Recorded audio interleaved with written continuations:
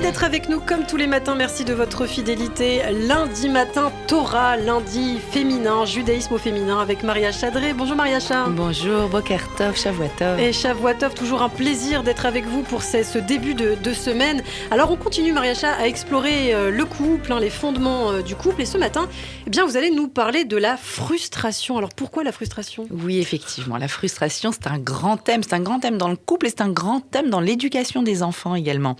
Alors, puisque nous explorons le texte de la Genèse, juste après la consommation du fruit interdit par Adam et Ève, il va y avoir des conséquences. Non pas des punitions, mais des conséquences. Alors, la conséquence pour Adam, très connue, tu travailleras à la sueur de ton front. Pour Ève, tout aussi connue, j'aggraverai tes labeurs et ta grossesse, tu enfanteras dans la douleur. Mais ce qui est moins connu, c'est le terme qui est utilisé par la Torah, et c'est le même terme qui est utilisé pour la femme et pour l'homme. Ce thème, c'est Etsev. Alors, pour la femme, il y a écrit Harba Harbe Itzvoner, qu'on traduit par j'augmenterai donc ton labeur, Be'etsev. Et encore une fois, il y a écrit Be'etsev, c'est-à-dire la difficulté, là, tu enfanteras dans la douleur. Mais c'est pas une traduction tout à fait exacte. Et on découvre juste après, le verset d'après, quand Dieu s'adresse à l'homme, pareil, il utilise le terme « be'itzavon tochalna », tu mangeras avec effort. Alors, qu'est-ce que c'est que ce etsev, cet effort qui est commun à Adam et à Ève et qui fait suite à la faute originelle ? C'est Rav Hirsch qui a un commentaire extraordinaire, un commentaire sur la Torah début du 19e siècle, ce commentateur allemand, et il va nous dire que le mot etsev, en fait, ce n'est rien d'autre que la frustration.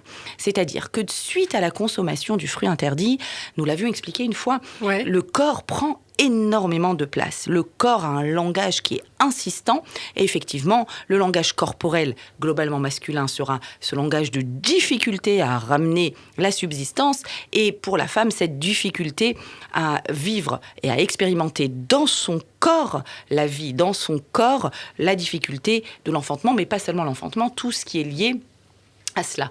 Et du coup, le corps prend tant de place, alors il va y avoir une frustration dans le monde matériel. Le monde matériel est un monde qui est limité, et donc forcément, nous allons avoir des désirs, des envies, et on ne pourra pas les réaliser, on ne pourra pas les atteindre.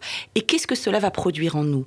Cela va produire en nous, explique Rav Hirsch, que nous allons nous tourner vers un monde dans lequel nous avons beaucoup plus de possibilités à créer quelque chose qui nous apporte de la satisfaction, et c'est le monde intérieur.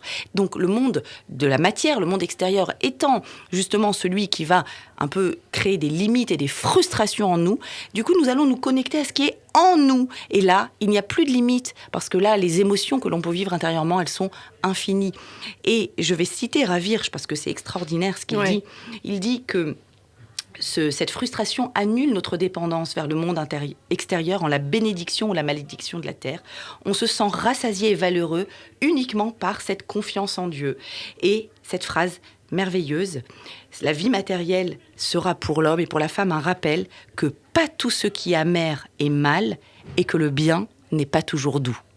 Merci beaucoup pour toutes ces précisions. Mariacha Dré, Mariacha qu'on retrouve tous les lundis matins sur Radio J. On peut vous retrouver également le lundi soir à Paris, dans le 16e, au 20 rue Saint-Didier, pour écouter vos précieux cours et puis aussi sur vos réseaux sociaux.